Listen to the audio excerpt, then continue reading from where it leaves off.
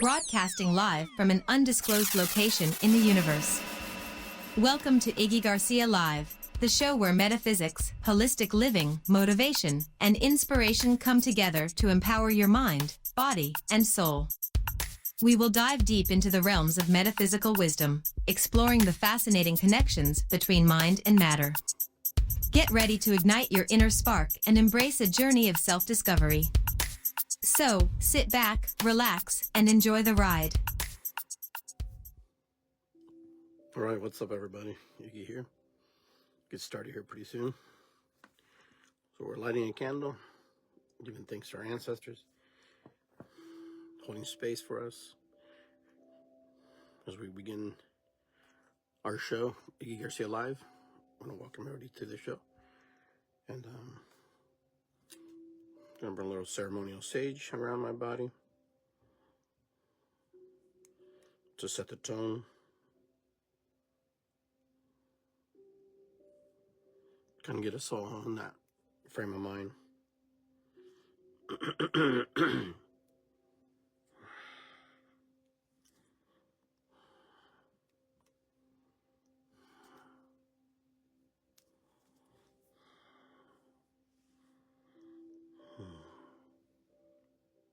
This is from what I grew last year. I'm not sure I'm gonna have any this year because nobody, I guess no one grew it. It's really hard to grow here. It's really hard to get it to take because it's so unique. You know, it has its own. It's in its own little environment out west, and when it comes here, it's a perennial when it's out west. And the white sage, when it comes to this zonal area, becomes an annual.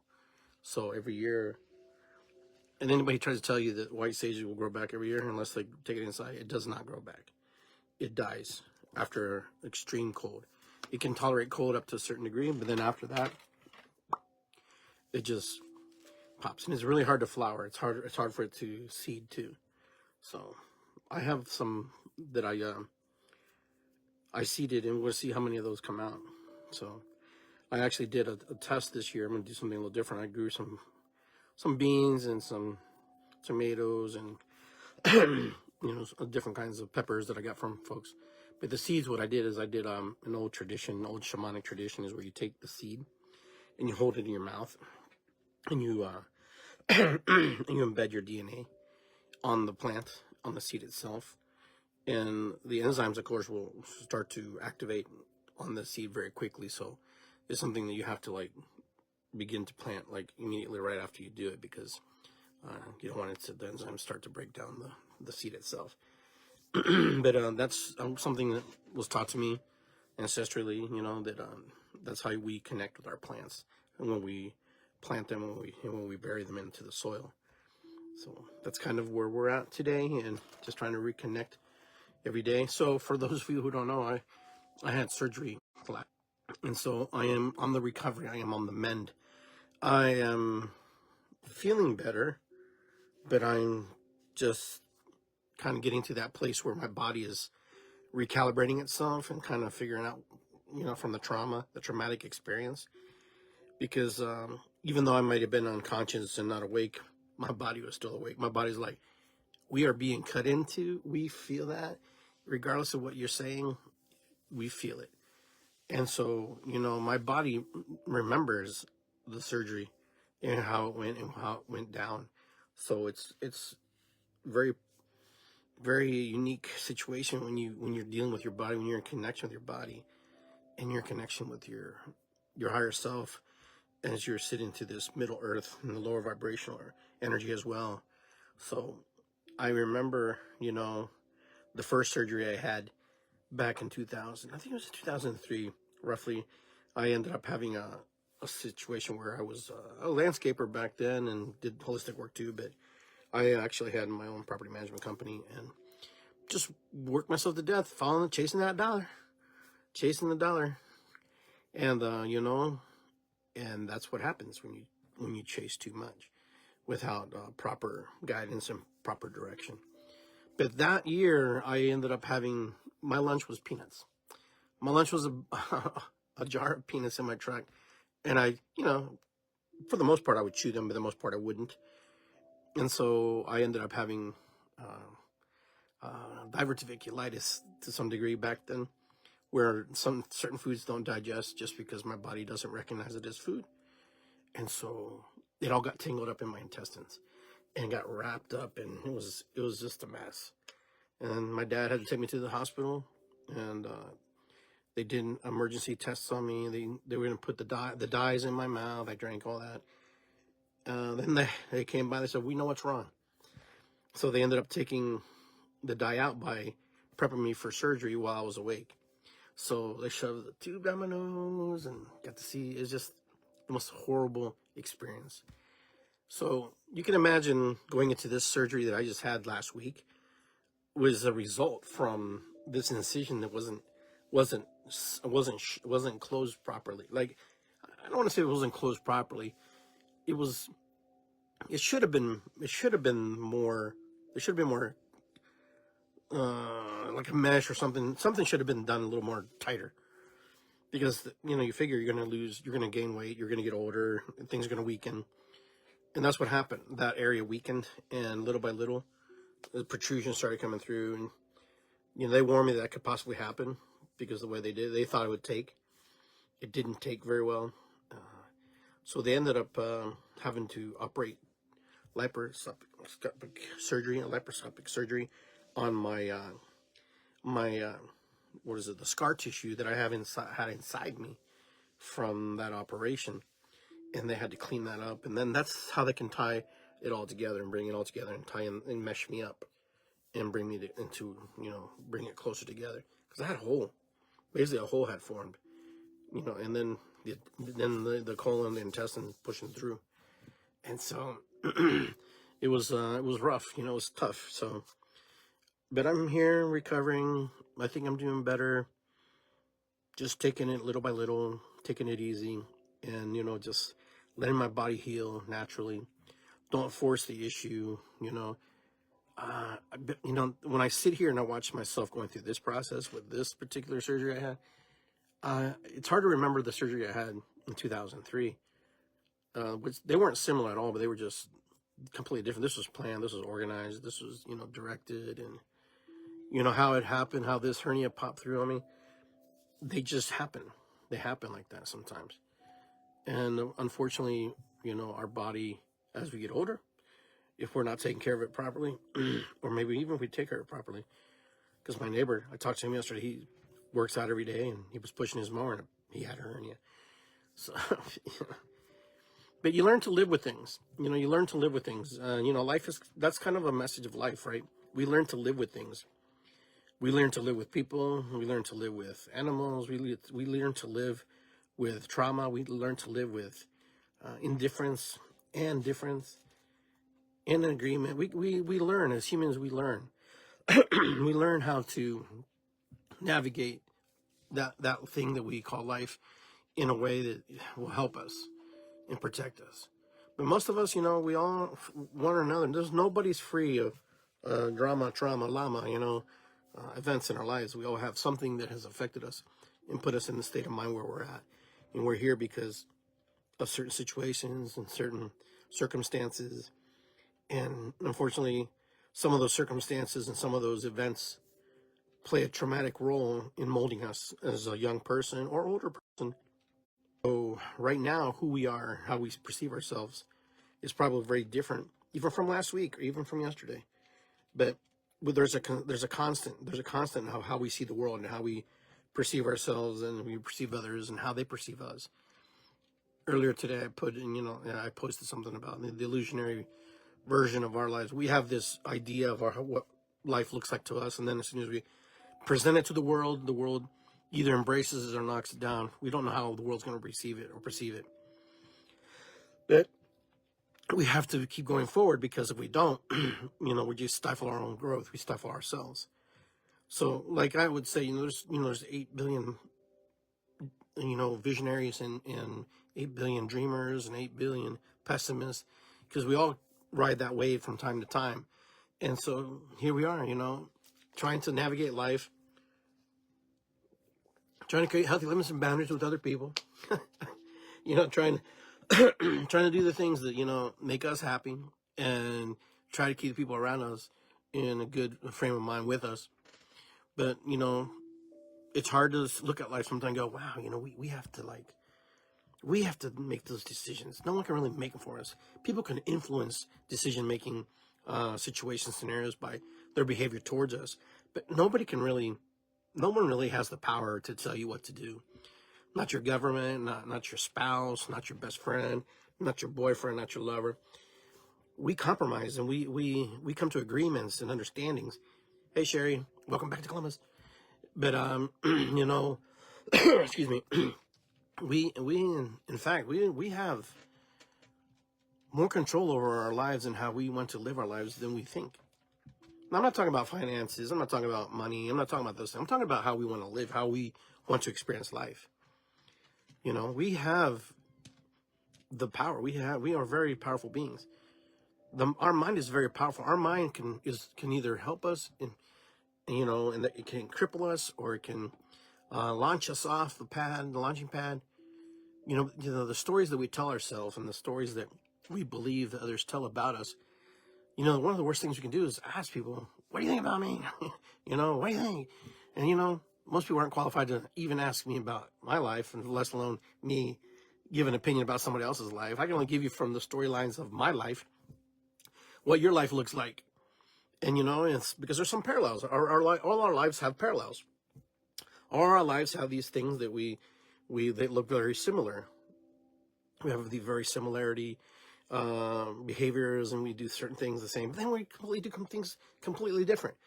We like different things. We like different people. We like different venues, different environments. The illusion is that we think that everybody should just accept us for who we are. Accept me for who we are. But I don't even know who you are. You don't even know who you are. You don't even accept yourself for who you are. Accept me how you see me, how you perceive me. Well, sometimes we perceive people as being really nice, and sometimes we perceive people as being really not so nice, or, very complicated. Because we're complicated beings. Because in the majority of human beings like their alone time. They like to be in a space where they're by themselves, and they don't want a lot of interaction. They may tell you, oh yeah, I love people like hanging out, but the majority of people like to find their little nook and crevice, and they just sit in there and they enjoy that, and they revamp and they reorganize and recharge their batteries and stuff. So, that's important. And I think a lot of people don't have that. A lot of people haven't created that, because we're so in our head sometimes. We're so much in our mind. I was reading an article. I posted something about the super subconscious mind and how the things that we say affect other people, or vice versa.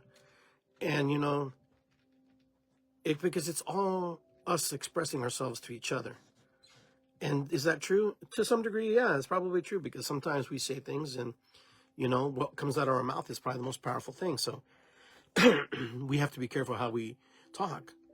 I'm not saying be afraid and not be a talk, but I'm also not saying be out there and just be a non-filtered person and just expect that the world's going to accept you for who you are. Oh yeah, well, the world's going to accept you for who you are because you're unfiltered.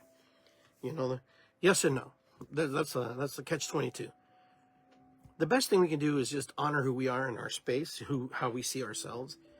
And sometimes we don't see ourselves as that person who is a mover or shaker, because we are us, and we don't see ourselves projecting out to the world. Now, I am speaking with a broad paintbrush here, because there are other people who do see themselves that way, and they're able to captivate and capture the attention of people. But I know, like anybody, that human beings like to be and have their space, and they love to be in a space where they're, regathering themselves, because it's super important. And I'm just here to remind you, you got to gather yourself from time to time. You got to find your quiet, zenful place, your meditative place, or your relaxing place. Because not everybody, listen, I understand not everybody meditates, not everybody does all this stuff that I do or what my friends do. This woo-woo stuff, as some of my friends call it, woo-woo, which I don't know what that means, but, because meditation is a form of praying. It's a way of praying, being quiet and being in silence and listening to that voice that you we listen for. But, the thing is to recharge ourselves is to be in silence, to be in quiet. Now, there's a time to play, there's a time to do things, there's a time to, get out there and be one with the universe, one with the collective. But, right now, we are living our lives the best we can.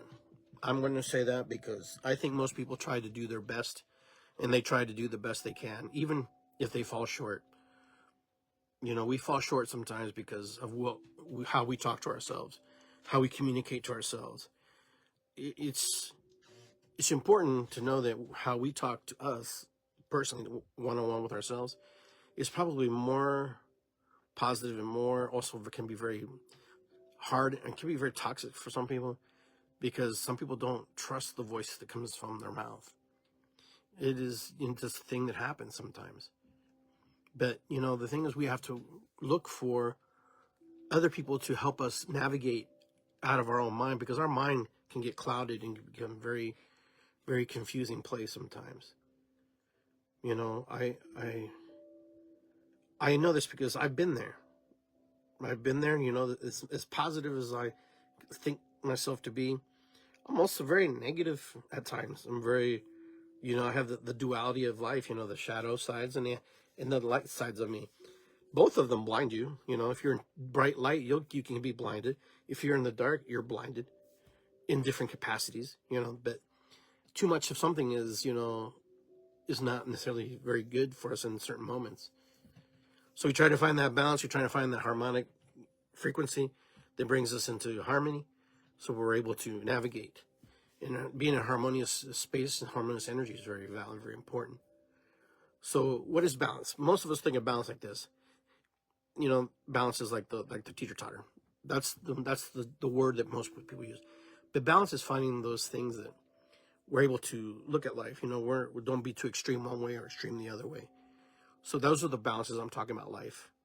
Trying to find those pleasurable spaces, those pleasurable moments that help us to navigate. Now, a lot of the reasons that we don't necessarily succeed or don't do well is because what we've told ourselves and what we've heard other people tell to us, what we've absorbed, what we have made true. Now, there are people that we count on, that we trust, and whatever comes out of their mouth is gold. And there are other people who they would say something to you, and you don't trust them. It's not gold. It's copper. It's something lower, less a metal. Metallic. So we're going to use those type of ranges. Why is that? Because when we look at other people, we see the external results of how they live their life and who they are and how we perceive and project onto them. We project onto everybody. Everybody projects onto everybody. And from those projections, we gather information, and we also know how to administer, the hypnotic energy of friendship and love. Because when we send it out there, you can't but help feel good about yourself, and and you feel empowered, and you feel great, and you feel in that moment, yeah, I can do anything. And then all of a sudden, all your problems disappear. I mean, they're still there. Everything that you considered a problem is still there. But what happens is this new person, these new energies that you run into, only see because they're broadcasting onto you. Oh, you're great. Man, you're a great shaman. Oh, I've never met anybody who drums so good like you. You start to believe that. So this is how powerful words are. You start to believe that. I mean, you start to move to the energy. But as soon as you have one inkling of something that doesn't resonate with those words, this guy's not that good of a drummer. Who's this guy? You hear that and you're going, I'm not a good drummer. Screw you, I'm a good drummer. But that's kind of how it goes. Energetically, we start to buy into that, these compliments and non-compliments. I had a teacher tell me one time, when someone says they compliment you, instead of saying thank you, because thank you kind of leaves the door open to like, wow, it doesn't feel like it's complete. But if you say thank you for noticing, it takes the energy and puts it right back on them. It takes back their compliment in a good way. This is not a negative connotation. Is that they noticed you and you're thanking them for noticing. because you may not see yourself in that same light. You may not see yourself in the same way as others may see you. A lot of people see myself and other people who, like myself, who do this work in ways that I can't even imagine, can't even think of. But I do know, when I talk to a lot of people, is they come back and they said that I changed their life. Something happened. They're better for being in the circle. They're better for being associated with myself and the people around me. And it makes me feel really good, knowing that happens. Because on a subconscious level, I may not be thinking about it, but I know on a conscious level, I want to make sure that people feel better after they've left, being in a circle with me or sphere or working with them. But not better in the sense that their ego got stroked, but better that they can move, moving into a better place and doing things that are better for them, things that they feel good about.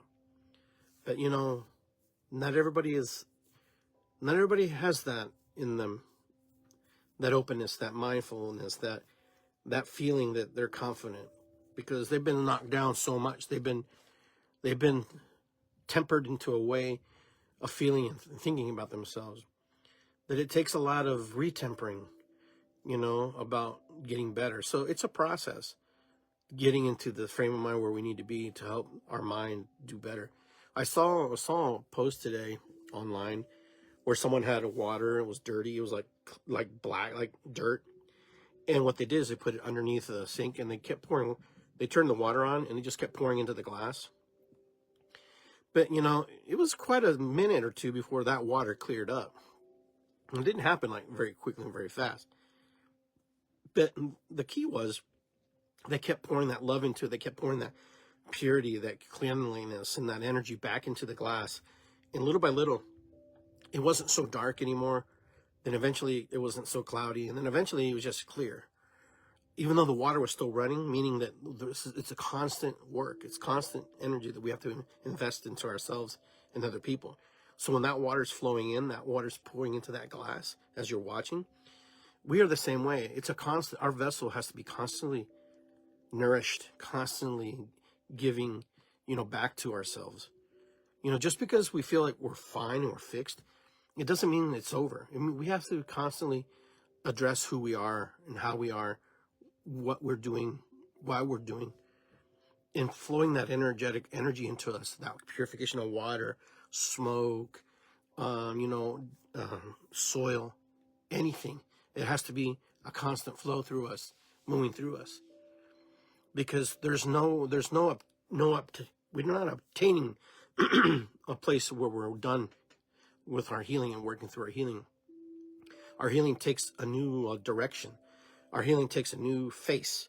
It takes a new route in order for it to come out of that stuck, muck that it's in. We're like the lotus plant. We go down and we're in the mud, but the mud doesn't define us. The mud is what creates us and makes us into the most beautiful flower when we come up and we rise to a higher self and we open up into that energetic space. And then we bloom. But we also know in our mind, it doesn't control us and own us, but we go back to reflect and meditate where we come from. Not because we want to remember and recant what happened. No, we remember because we know, we honor the child or adult or persons who were stuck in time, who were stuck in the mud, who were stuck or frozen, and acknowledging them and saying, hey, I acknowledge you. I see you. And I will come back every day if I need to love you and embrace you and hold you. And then when the time, I will rise up and I will open my petals, receive the love and the energy from the sun, and be there. And when it's done, I will return back.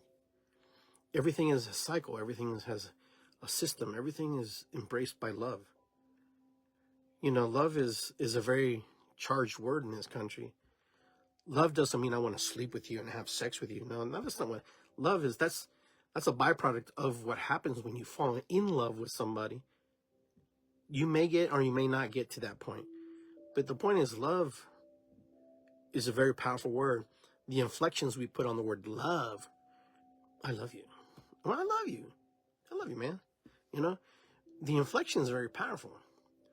In this Germanic speaking tongue, this language, with love is very, can be very cold for some people. And, you know, for a lot of people, then no one's ever told them they loved them. I know some clients whose parents never told them that they loved their kid, loved them. You know, it amazes me because it just means that they weren't loved. They weren't received in that fashion, in that way. And so here you are, you're a little kid, you're living through life, and your supercomputer is running constantly since the day you were born, since the day you were conceived and created. It remembers everything. You can't tell me that you don't remember everything. You may not recall it because cognitively you're not aware of it, because you don't know how to harness those memories, because there's so many other things layered on top of it. The problem is there's so much layers on top of everything, and the story has been rewritten so many times that you're not sure how to move into that space. But I will say this, though. Our computer sits in our head, or part of our system. It's totally intricately interwoven in our body, spirit, and soul. It knows every aspect, every detail, every person who's walked past, every situation, every sound that has happened, every emotional trigger, every lovely moment. It knows. Now the question is, do we need to know about all that in a certain moment? No. When's the last time you breathed? You took a breath just now. Did you just realize you were breathing? Oh, there it is. You know? Because the illusion is, you know, that, you know, we're in this body, but we're not in this body all at the same time.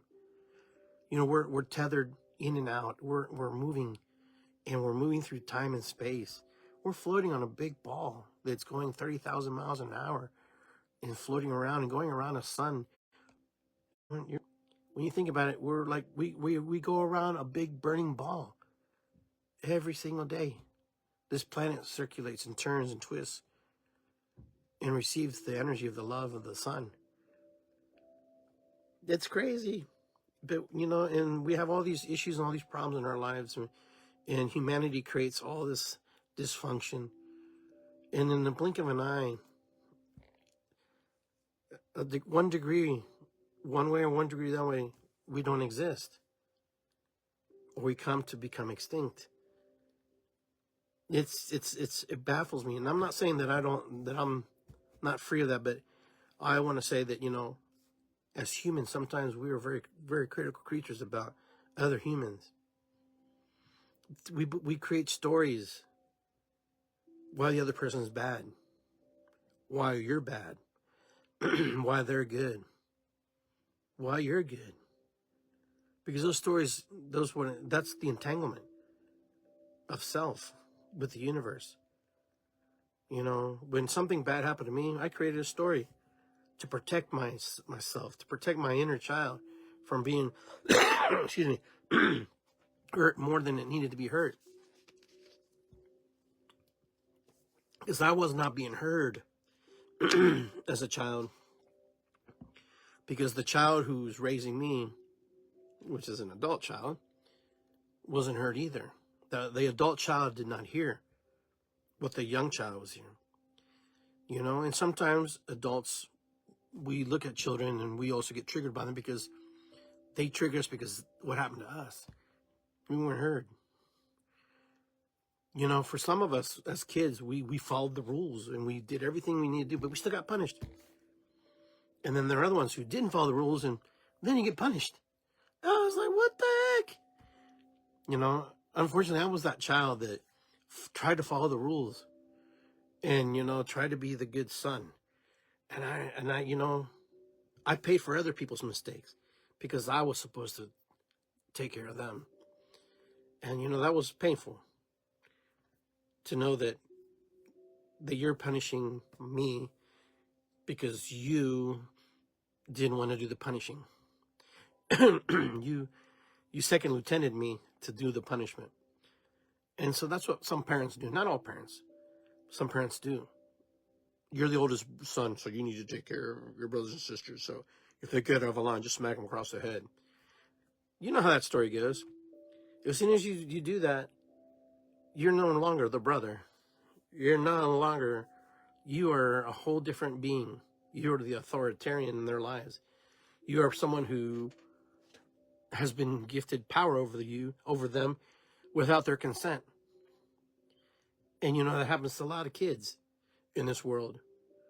They take on the mantle. I'm the oldest, I'm the second, I'm the third. And, I'm the patriarch, I'm the matriarch, where we have all these labels. And this is very hard for some people sometimes to navigate, excuse me, that energy and to take on that responsibility, because it is a responsibility. When you give that responsibility to a child who doesn't really know more than the other child, it punishes everybody. The adult should be the adult, period, and the child should just be the child. Teach the child how to, take care of himself, adult themselves, and not punish. Because what happens they grow up and they just start punishing more people. Well, I have power, I can punish that person. Well, if that person isn't receptive to my punishment, I'll move on and find somebody that will. And the cycle continues. And this is what happens a lot. When you look around, this is what happens. You see it. I mean, you've probably experienced it.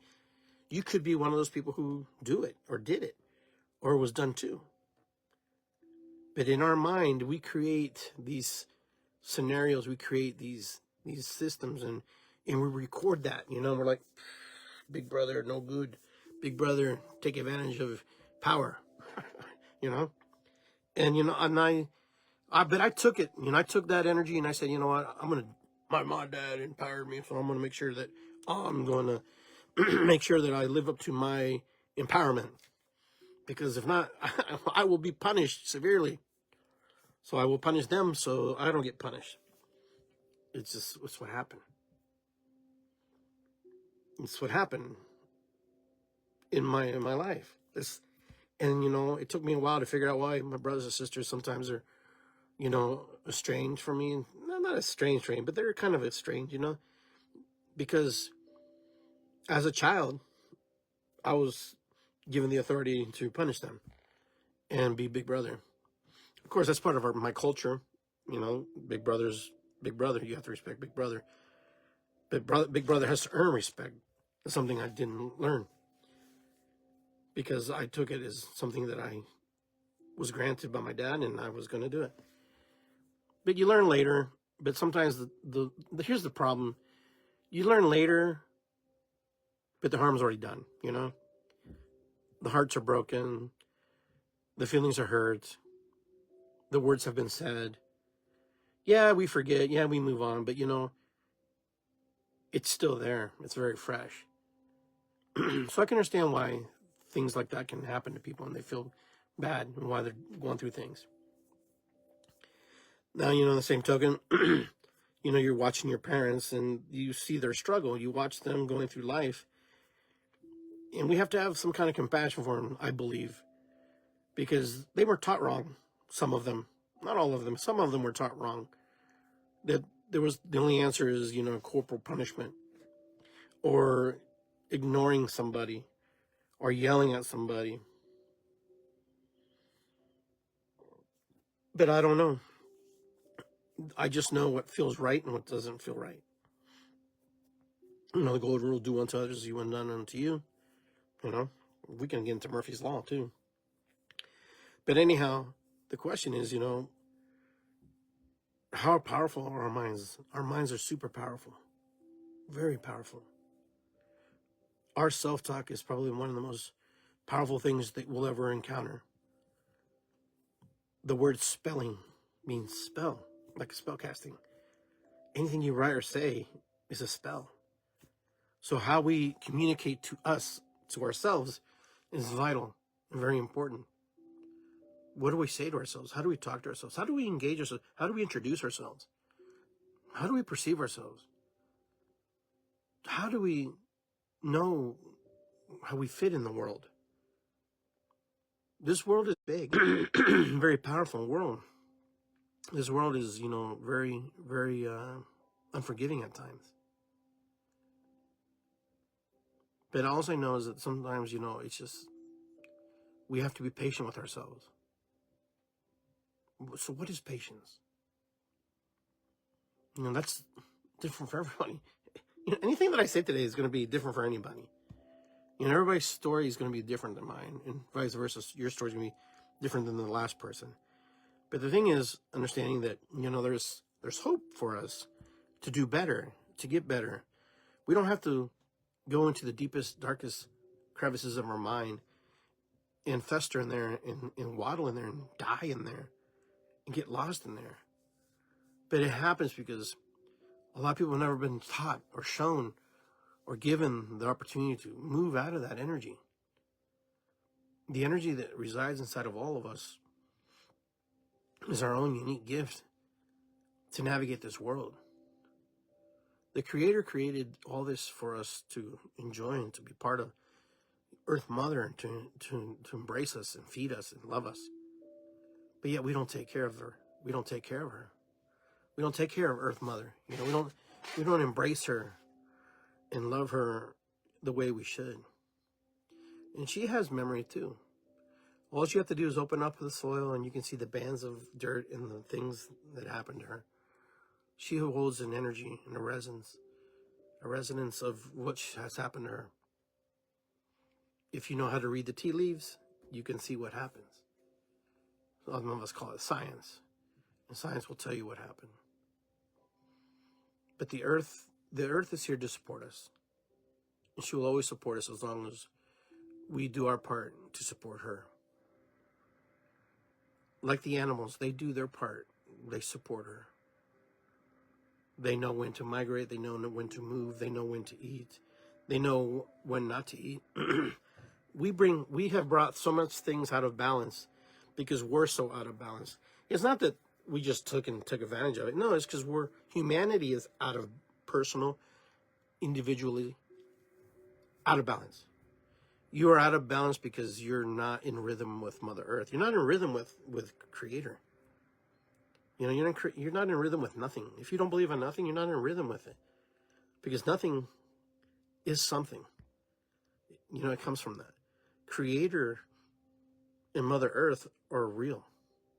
How you embrace that and how you bring that into your life, that's your own personal story. That's your own personal gift.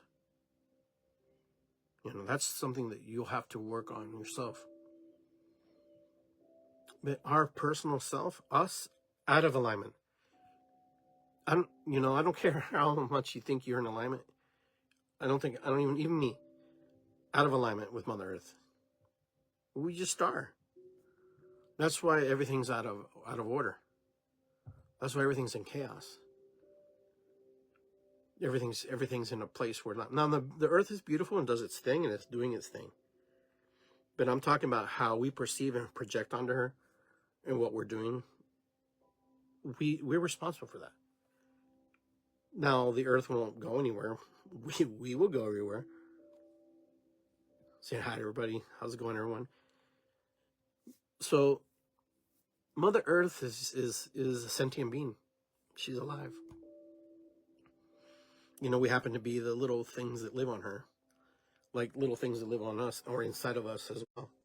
Everything that you see on the earth is a reflection. It's reflected back on you. The blood, the lymphatic, the heart, the lungs, everything. If there's things living inside of us, there's things living on the earth. There's things living outside of us. There's things living outside the earth, on the nervous system of the earth, on the crust, and then also the deep parts inside of her. You start to go into the burrowing creatures of earth, as we have burrowing creatures inside of us. Now, not everything that's in us and with us serves us, but then there are other things that serve us. And then when something doesn't serve us, we try to annihilate it. And in the process, we annihilate all the good stuff. And then we come right back. So it's life is tricky sometimes, I guess. Life is tricky. Sometimes we want to do things right. And then we We do it so wrong. But our minds, your mind, my mind, my friend Lawrence, he's just here. He was telling me, children dream when they're young. And when you become an adult, you have visions. They're no longer dreams, they're visions. Visions of things to come, things that could be, or could have been, or would be. The visions. It seems so real. Oh my God, that happened. We get a projection into the future. We get to project into multiple timelines of existence. When we open up our mind, our spirit, our soul, when we open up all those chakra points, when we open up and we're clearing and cleansing ourselves, we get to see that. The great sages of the world were visionaries. They saw things before they were there. They created things before they were created. It doesn't matter who was Buddha, Jesus. It doesn't matter who it was, They saw something because they had the vision. They dreamt it. It was told to them. They heard. They listened to Mother Earth. They listened to the stars. Our ancestors could navigate the world and the seas before there was technology. But they had technology in their present moment, in their time. That was their technology. To connect with the stars and to know how to navigate the maps and create maps. They made maps that are almost pretty damn good. Scientists before there are scientists who measured the earth and figured out it was round. So man, has been doing things, miraculous things for eons. We just don't give indigenous people, we don't give ancestral people the credit that it's due. Just because it can't be replicated in the modern day doesn't mean that it couldn't be done, that it wasn't done. Just because we can't do it doesn't mean a damn thing for the people from back in very deep in history that they could do it. Because they had this to think. They had their mind, the creation, the manifestation, the opening up of stuff and making things and creating things, modeling things, and then building the bigger things. Da Vinci's a good example. He made little toys and trinkets that people just thought he was just a toy maker, or he was just a painter, he was just a philanthropist, a flamboyant. He created a lot of stuff that is used today. Tesla is a good example too. He had his connection with spirit. He had his connection with Mother Earth and Sky Father. We have people today in this world, but we don't see them as much. They're not shown to us how they were shown back then. Because there's a lot of us now that are creators and manifestors and creating things that are amazing and beautiful. Our visions, our desires drive us and push us forward. And things, are we ready to move forward? Are we ready to go into that place? Some of us are, some of us aren't. But I know one thing, when we free our mind, when I mean free, I mean allow it to be and open, and not really care what anybody says, regardless if it's right or wrong. Ideas spawn from ideas. Every idea that's ever been thought of, something manifested around that and created from that. So you can think of something, and then all of a sudden you're like, well, that's not going to work. Then comes in somebody else. Well, did you add this to it? Or did you remove this from that? Oh man, I didn't think about that. Yeah, it's not because you didn't think about it. It's because you're creating the foundation of your vision. You're creating the beginnings of your vision. It's because we're intricately connected. All of us are intricately connected. There's another version of you who sits far into another part of the universe. If you know quantum physics, the strange entanglements of the electrons and protons and all that stuff, there's different versions of ourselves, different versions of who we are. there's different versions calling out to us. And those versions sometimes reside in the mind, and they're in there, in that connection. For some of us, we call some of those people crazy, or they have ADHD, or they have mental illness. You know, we label people who we can't connect to. We put them in categories. We categorize them. You know, we categorize people. We label people. We put people in these boxes because we don't want to deal with them, especially the children. When we don't want to deal with children, we put them in boxes. Not everybody, but the system does. Oh, he has ADD. We need to put her over here or him over here. They can't function. You need to drug them up and give them a pill. Do they need it? I'm not a doctor. But I just know that these little star beings, these little children, these little crystalline kids, these little light bulbs of energy are working on a frequency much, much higher than where we're at. You know, we all come from different eras in time. I was born in the 60s, grew up in the 70s and 80s as a child. My world was different. My world was, it was complex for me, challenging for me, but it wasn't like it is today. You know, today kids live differently. We were out and about, most of us, doing things, exploring, turning rocks, collecting salamanders. You know, we were doing things, and that was normal. Now it's like they do that at camp, or we have special occasions when we do that.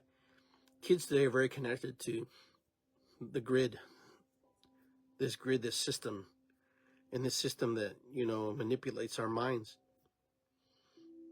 and that controls our minds. It's fed to us. You know, when you watch, and I've heard this, and it's kind of, I don't know how to feel about it. You know, we used to call the TV the babysitter. Some of us, our parents, do, oh, just leave with the babysitter. And they're like, ooh, the TV. Now the babysitter is the laptop, the iPhone. You know, I know little kids with iPhones. They don't go anywhere. But I watch my grandkids and their parents, you know, my daughter or my son or whatever. And the kids have phones, and they're like, no problem. I mean, that's where they're at, to be outside, to do, you know, as much as possible. Just to, you know, just say, hey, you know, I'm still here. You know, you want to do something to talk. But sometimes when I go, they're on their phones. They're like, and I'm talking to my daughter. I'm like, they're not going to say hi to grandpa and grandma. Hey guys, you know, but it's funny where we're at. You know, where we've evolved to, what we're evolving into, where children are just handed a, you know, this LED, this LCD, this crystal light board, and, you know, and the energy behind it to communicate to the world and to broadcast out to the world and share their thoughts. Yet they have a difficult time sharing their thoughts to the people right in front of them. Or they get upset with the people right in front of them because turn it off, and then they get angry and frustrated. You know? And so it makes me sad to see that. You know, it makes me sad to see when children lose control and they're not able to communicate and not able to function in a way that, you know, is different. Now, I know I'm not saying that all parents like this, but, you know, there are parents who, you know, strict and limit what kids can or cannot watch, which is totally, I totally get that. But there are some parents that, you know, they're so busy and their lives are so complicated that the laptop is, or the computer or the phone is their babysitter of the future. You know, and we've given labels to everything and to everyone and to everything. I remember there was a time where people didn't want to be called or be labeled, or people just wanted to be accepted for who they were, and that was it. There was none of this all these different, you know, pronouns and stuff. When I was growing up, there wasn't a thing. And, you know, if you were a boy or girl, no one really cared. We just accepted you for who you were. Yeah, we razzed you from time to time, but, you know, but there was no battle because I called you different, something. But now everything seems so combative and so different. Am I out of touch? I could be out of touch. Sure. I was born in 1966. My world was different. And I projected and moved forward and broadcasted things into my adulthood. And then I also let go of some things, but I'm also embracing new things, new ideas. You know, as a child, you don't always see things. Everything's just pretty clear cut and dry. There's really no battles. Kids are just kids. If you liked a kid, you fine. If you didn't like the kid, you got to fight. You got over it. And whoever won that, it was, we moved on. Now it's just so different. It's different because we see it different. Because we look at it and it's different for us. But the kids today have just as many issues and problems as we did growing up and trying to be validated and to find themselves. When I was growing up, it was like we had to be part of something. We had to be in a gang. We had to be like part of this group. And we did things together. Today, it's like not like that. Like my grandkids, I don't see them do that. I don't see a lot of kids that I coach. It's just me. Oh, what are you doing? I'm going home, playing my video game. I'm like, okay. You're not doing anything this weekend? No, I'm just going to go to this video game tournament. No, this is just extreme. I have extreme cases like this. But our minds are so powerful. Where we could go in the storytelling so we can create with our mind. And the things that we could do to share and help others to navigate this world. If we were able to just do that. But the world is created in a way now that it controls and it needs to control and it wants to manipulate and keep us all in check and keep us all from growing. Because if, God forbid, if we grew, God forbid if our dreams and our visions came true, this world would be different because the 1% of the population that controls the whole world would be in big trouble. There's only a handful of families that control everything. And yet there's billions of us. But we also have been manipulated into the place of not owning guns, not owning things, not protecting ourselves, because we don't have time. We have to go farm, and we have to go work, and we have to go make money, and we got to make a paycheck, because if we don't have a paycheck, then we don't have the things we want. Because that's the way the system was created. The system was created to oppress you and keep you down. Even if you make $1 million a year, even if you make $100,000 a year, the system is designed to keep you from growing. Not too much. Not too much. The system that our ancestors helped build.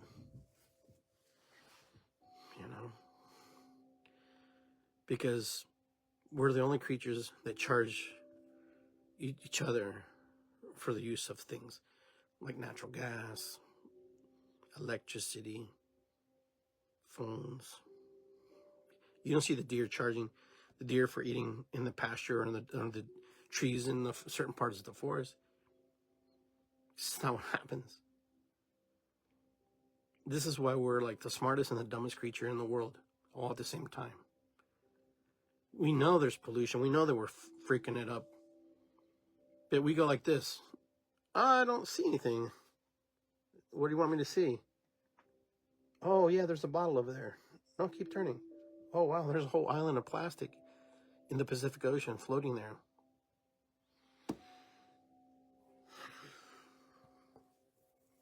Now, I'm not poo-hooing everything that is bad. There's some things that have purpose and they serve us.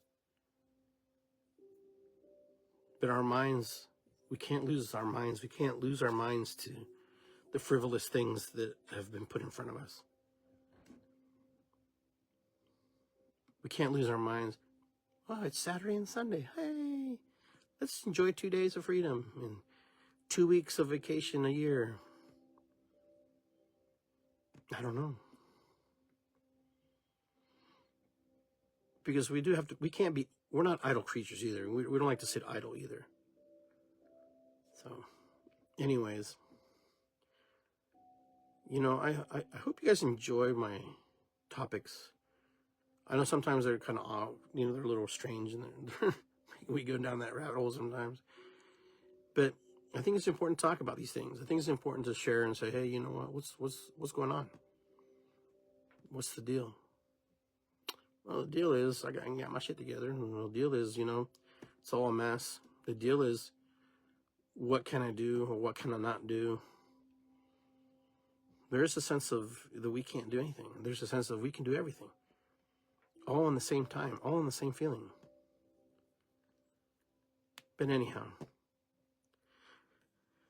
I really appreciate you guys tuning in and listening to my podcast and watching my short videos on Instagram and Facebook and YouTube. Subscribe to my YouTube page, Iggy Garcia. It's good to be here page. These things get uploaded, and I have other things on there as well. I'm on Instagram under Mandriotti. Ignacio Garcia Mandriotti. So Mandriotti is part of my last name. So anyhow, guys, I think I've said all I need to say today and where I feel I need to go with this topic. I hope you enjoyed this show. I hope you were able to connect with me. You know, once I get back on my feet from my surgery, you can visit me at iggygarcia.com and join my mailing list there. And you know, guys, just it's good to be here. In the end of it all, it's good to be here. It's good to be with you. It's good to be with self. It's good to be with Creator. It's good to be with Mother Earth. It's good to be with the potentiality of things that can happen and the things that are good, things that, you know, we can learn from life. There's so much growth that we could have if we just got out of our own way.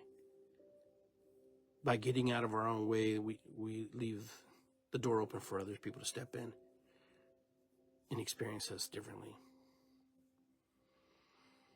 All right, my friends, you have a great evening. I will talk to you soon. I will see you probably next month with another podcast. And we're getting close to that 200 episode, which is going to be fun. But anyways, I will see you next time. And it's good to be here. Irisikwi, matakuyasin, ho'oponopono. What is above is below. We'll see you soon. Take care. And you know what? Just be mindful of your thoughts. Be mindful of your feelings, your emotions. And honor and respect yourself where you're at. And if you're not in the place you want to be, give yourself a little time. Give yourself a little moment. Give yourself an opportunity to grow. Just be open-minded and be able to accept and receive. All right. Take care, my friends. Peace and love. This is my new chacana. It's made from Palo Santo. It's a necklace. And just go on my website, look under sacraments. You can go to my website there and purchase items like sage, jewelry, ponchos, all kinds of stuff. So, all right, guys. Be well. Talk to you soon.